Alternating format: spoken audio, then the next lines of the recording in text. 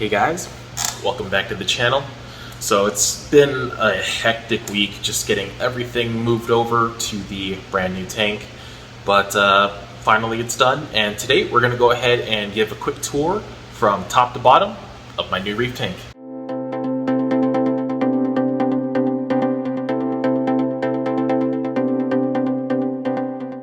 And just kind of one quick thing to mention, in November, we do actually have a frag swap here in Las Vegas. It'll be my first frag swap where I'll actually be a vendor, which will be kind of fun. I've never done it, and it seems like just something I kind of want to try. But if you guys happen to be in Vegas, or you currently already live in Vegas, feel free to stop by. It'll be a lot of fun, and it is going to be something where I plan on doing like a whole video series about putting like a frag tank together, getting all the right coral in, setting it up from start to finish, just because I personally never done it before. So it'll be kind of fun to kind of bring you guys along. So to start the video, we're going to go ahead and instead of doing the main tank, we're going to go ahead and just do maybe kind of like a little appetizer. We're going to start from the bottom and kind of just move our way up. So the first part is going to be the sump area. As you can see, it's lit and it is on a motion sensor. So if I open the doors and it sees just any kind of motion, it'll light right up. I do have rocks still in here. This will be empty at some point, but I do have rocks just to create that first biological filtration, just to get, you know, all those fun little bacteria populated in this tank. We do have these filter socks right now. They'll do what they need to do, and we'll have the reef mat at some point along this build. And then what we've gone ahead and done is I have a bunch of overflow as far as frags go from the original tank. So I put the Red Sea LED right here, and this is just a little overflow. I don't know if I'll keep it at this point, but it's just there for right now just to handle all the additional frags. As you can see, we got some pretty big pieces in here. Some are really nice, a bunch of little leathers, a lot of zoas, some bright discosoma, and then, you know, some monties here and there, some candy canes as well. Now, alongside that, we do have a curve protein skimmer. That's what we're going to be running for this tank. It's pretty quiet, which is super nice. I mainly bought it just because the color scheme matches the rest of the tank, red and black, as far as the inside goes. So, I mean, it still works great. No complaints or anything. I've had curved skimmers before. They run perfect. But that's kind of the main reason I went with this skimmer over anything else. And that is more or less it for this little skimmer area. Now that pretty much covers the sump area, and then we do have the other side of the cabinet, which is that extra reservoir that is basically supposed to be used as either an ATO, top-off reservoir, a frag tank like I've done here, or maybe like a refugio. But this is basically just a bunch of other additional coral that I have. Got a bunch of little fun little mushrooms, assorted frags. I got a big old rock there full of nice kind of bounce mushrooms that are super fun. And then I do actually have my clownfish in here. So they are getting a little bit territorial towards other fish. They're fine with each other. This one's the female and that one's the male. That's why she's being kind of a bully. But I basically just put them in here. They're gonna be here forever by themselves.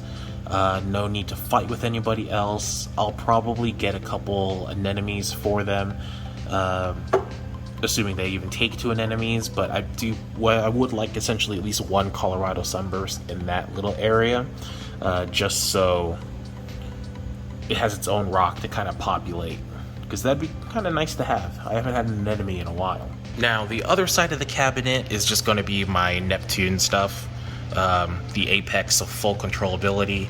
I don't show my wave makers or anything because there's kind of no reason to. Everything is in an app, so I don't need to touch the manual dials or anything. The current pumps and everything that I've had in the like 2 or 3 years I've had the tank that I'm reusing, I've never touched them once, so I'm not going to at any point. So there's just no point in showing them.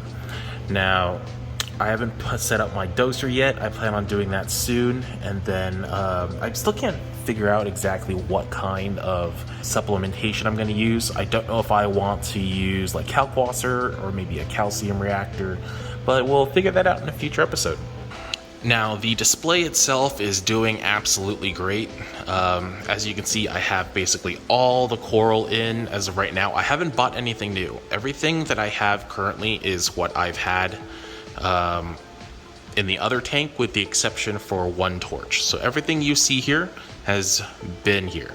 Now, starting from the left side of the tank, as you can see, we kind of have like a Zoa rock here. This is going to be the only Zoa rock in the entire tank because I just don't like Zoas all that much. I mean, there's nothing wrong with them. I just don't really like them too much.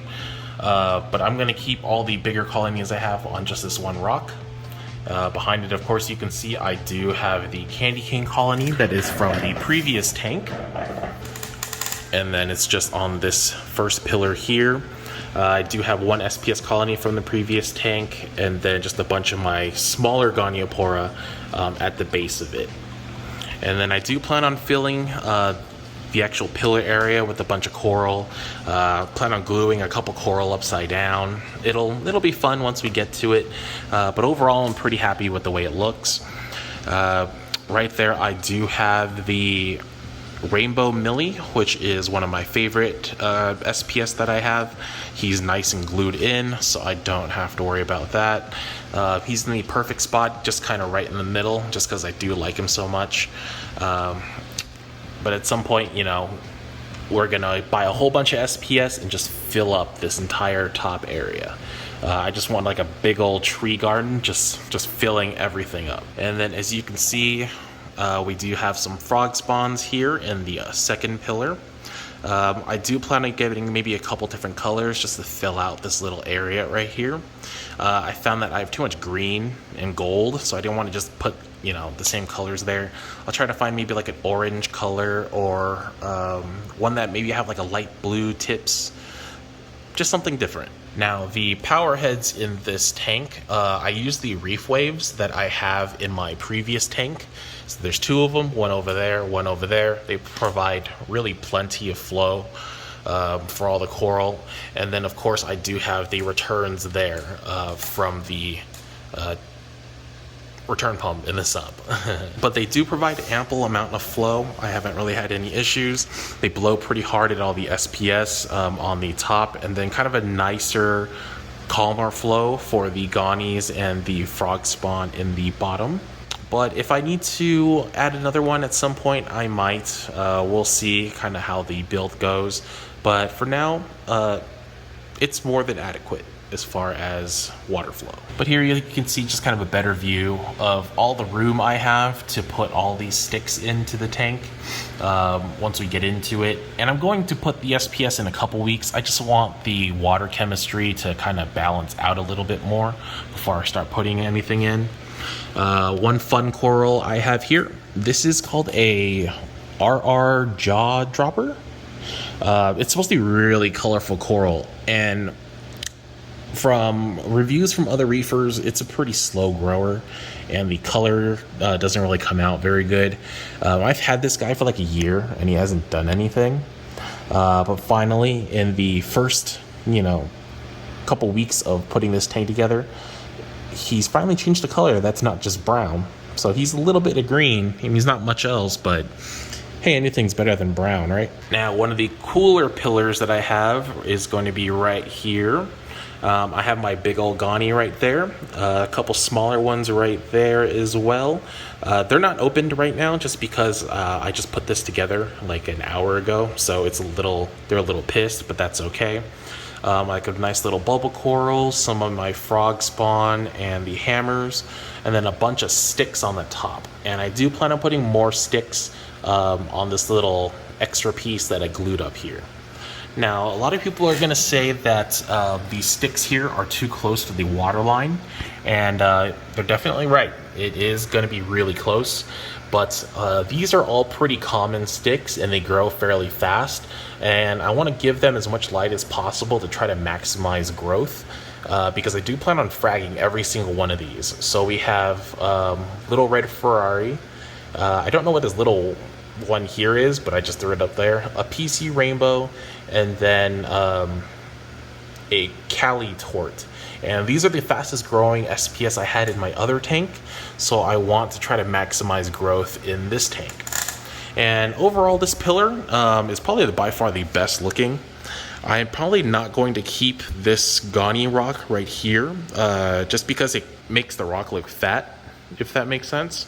Without the rock, it's kind of a narrow pillar, and I think that looks a lot better. But we're gonna go ahead and leave that there for right now. And then lastly, we have this island right here. And this island, I'm planning on doing something kind of special to it. I like to kind of call this like a home wrecker island.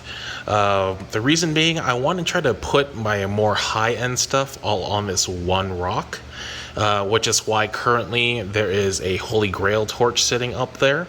And then this is a button scully, but it's actually like a rainbow. It has pretty much every single color. It's just kind of hard to see in the video itself. And then I wouldn't say this is rare or anything, but it's a little harder to find, and I like it a lot. It's a yellow Acan. So at some point, I plan on putting like the higher end sticks here. I think that would look kind of cool, just to separate it from everything else that has their own island. If at some point I don't like the way it looks, I was thinking about maybe adding like a rainbow pillar kind of thing to connect this rock to that rock, and then just put more SPS there as well so I can maximize space, but we'll see.